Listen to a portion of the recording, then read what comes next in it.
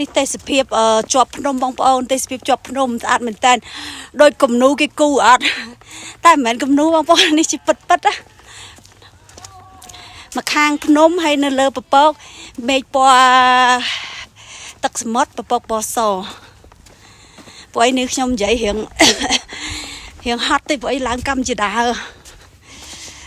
អូអត់នឹងដែរ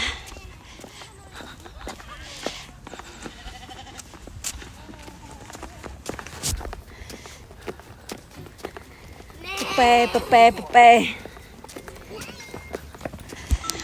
នេះជ្រក់ហើយស្លឹកជ្រក់អត់ទាន់ចាញ់ផ្កា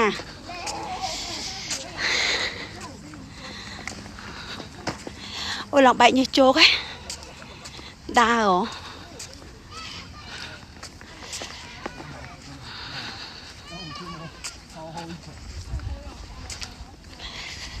អូ